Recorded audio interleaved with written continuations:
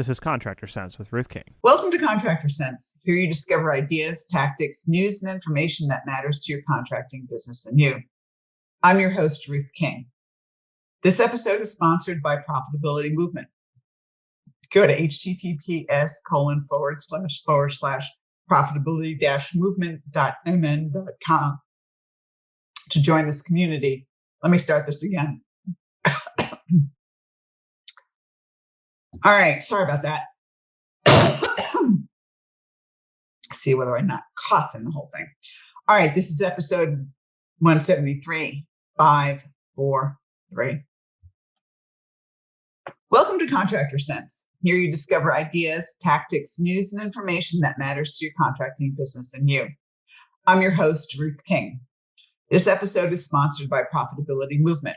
Go to https://profitability-movement.mn.co to join this community of business owners focused on building profit, increasing wealth, and giving back. Thank you for joining us. Here's how we will help your business and you today. 2 weeks ago, I told you the story of one of my clients who lost his service manager and his top 4 technicians right as the hot weather hit. They basically held him ransom and walked out the door. So I'm sure a lot of you have situations where your technicians come to you because they know it's hot, they know it's busy, and they know you can't afford to lose them, saying, I want to raise or I'm quitting.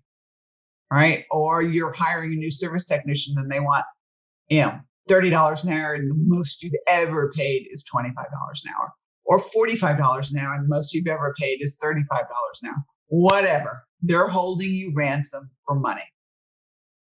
My philosophy, I could care less what they want for an hourly wage. And you're thinking, what are you, nuts? Yeah, I really and truly could care less because that's what they want. Okay. We're going to tell them what we need for their trucks to produce.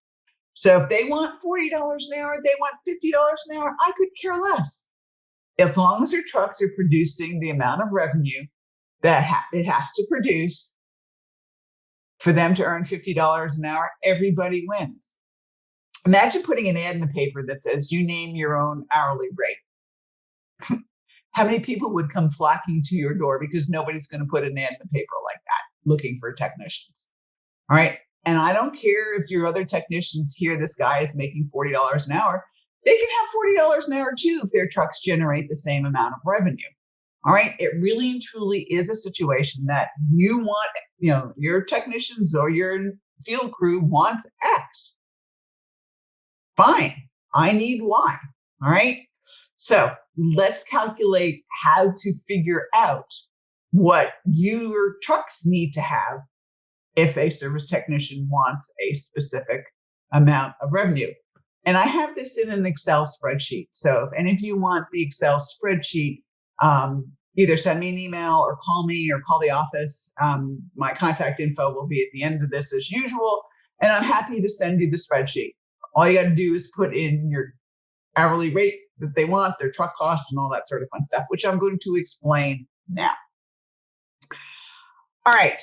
And I came up with this and started doing this because one of the contractors I work with in California had a tech come to him who said, I want $40 an hour. And the owner initially balked, but he was a really great tech. His references checked out and everything like that. I said, fine, let's figure out how much the truck has to do in terms of revenue. And we'll tell him that. And if he can do that, he gets his $40 an hour. And we did.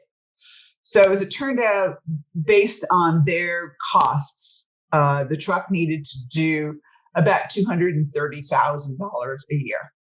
And he told the guy $250 just because that's who he is. And the guy said, fine. And, a year later, he's actually generating a little bit more than $250,000 a year in his truck.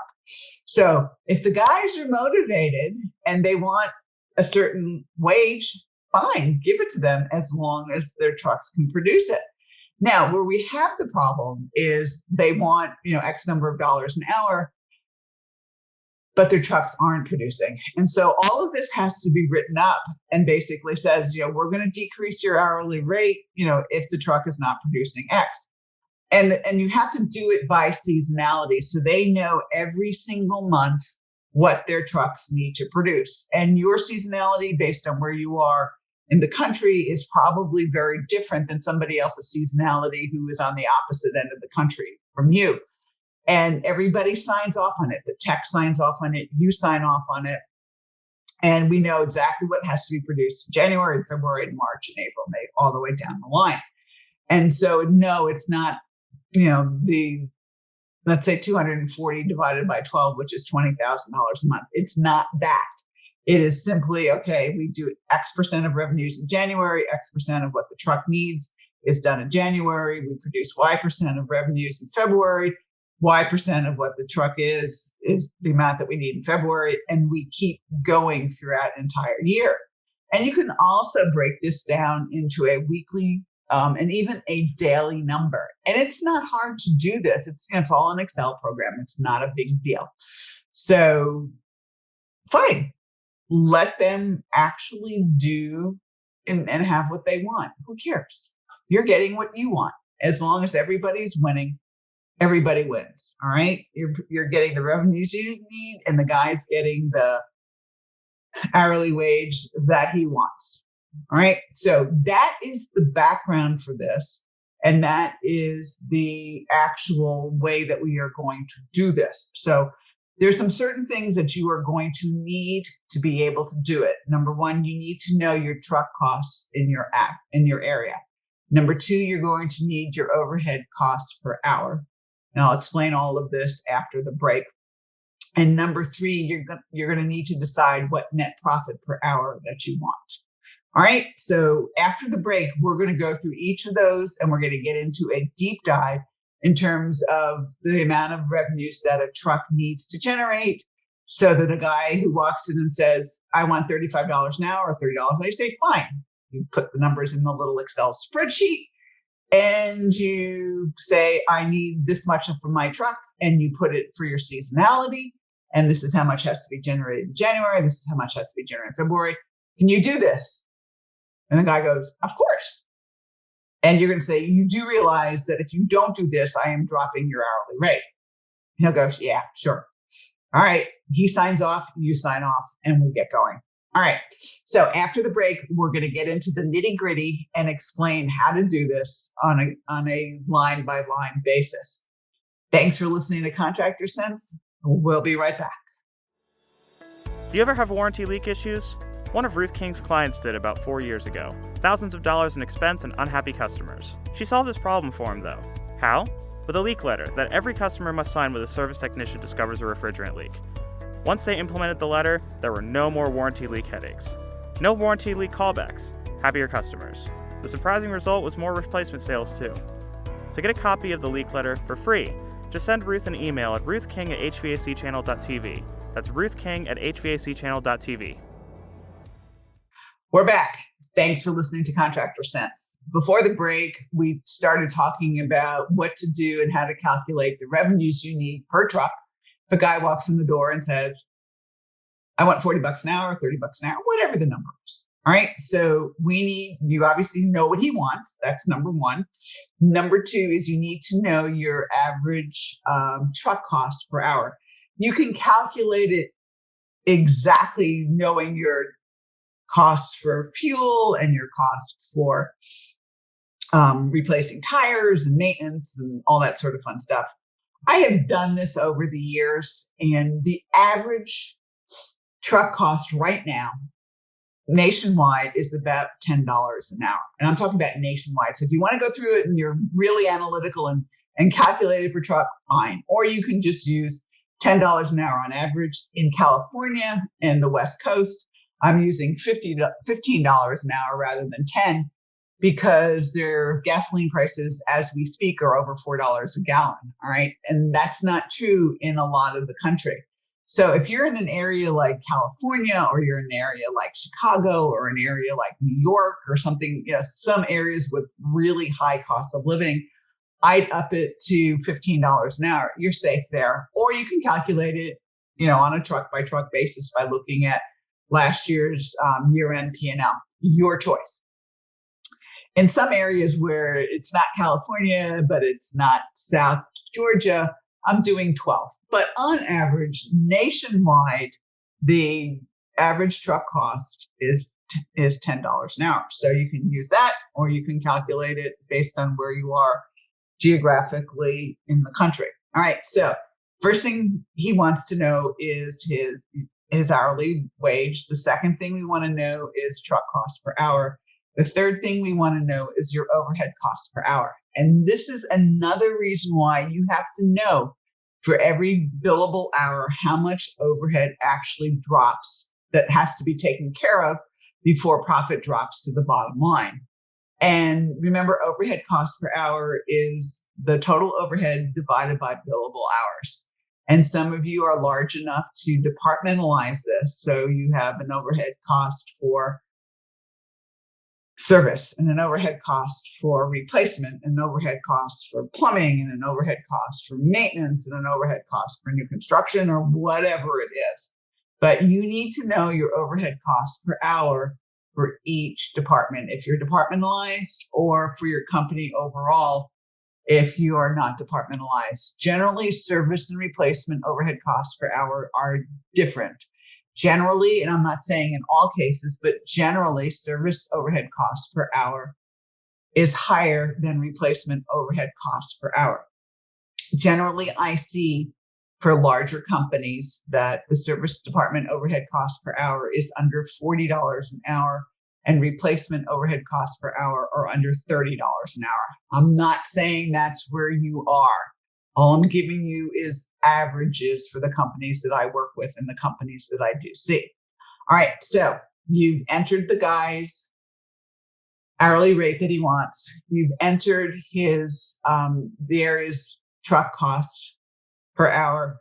You know your company's overhead cost per hour for service or replacement, wherever he's going to fit or she's going to fit. And then you have to know what net profit per hour that you want, right? And this is where the dartboard comes in, because you have to decide what you want. The average net profit per hour for service departments nationwide is about $75 an hour. I'm not saying that you have to be there. I am just saying that that's what it is, average nationwide. Where you are is what you're comfortable with. If you calculate your net profit per hour like today, and it's $2 net profit per hour, I'm sure you're not real happy with it, but you can't go from $2 to $75 in one big jump. Doesn't work. So figure out where you are and do it accordingly.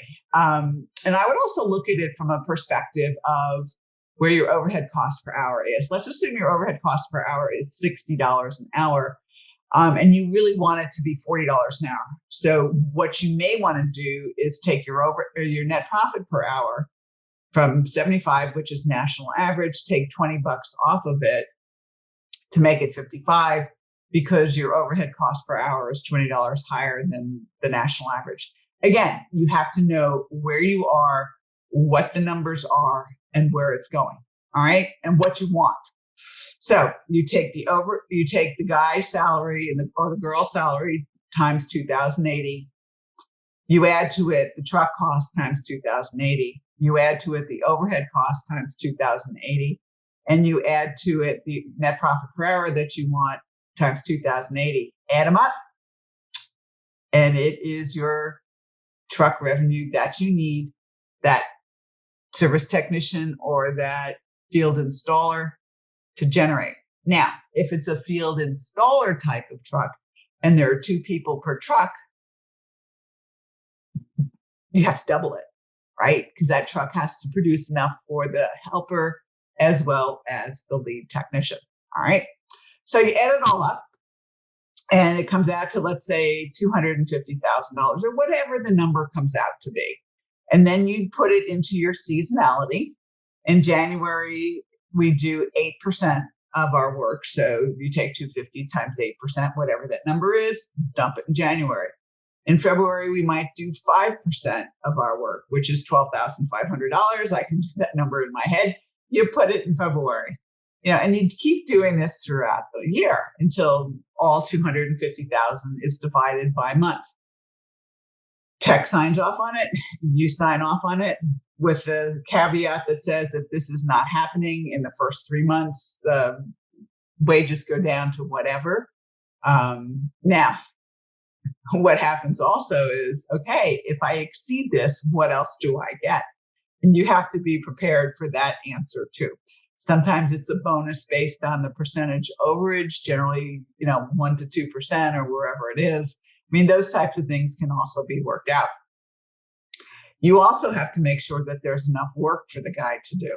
I mean, you can't hire a guy at $40 an hour, expect him to do $250,000 a year and to have him sit home because there's no calls. All right. So there's some give and take here, and making sure that you have enough work for them to do, which means obviously you have enough maintenance agreements for them to do, et cetera, et cetera, et cetera.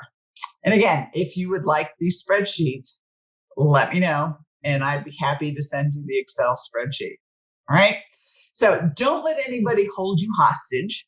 If they want a certain number of dollars an hour as a wage, calculate what it has to be and say, okay, you can have that. Here's what I need. And you both sign off on it. Everybody wins. So thank you for joining us. Choose one thing that you discovered and implement it in your business. These ideas, tactics, and strategies help you make more money, have more free time, and give back. If you like today's program, spread the word. Please review this podcast on any device you're listening to it on. Help a fellow contractor make more money too. For comments or questions, or if you'd like the spreadsheet, call me at 770-729-0258 or email Ruth King at hvacchannel.tv. Thanks for listening. Have a great and profitable day.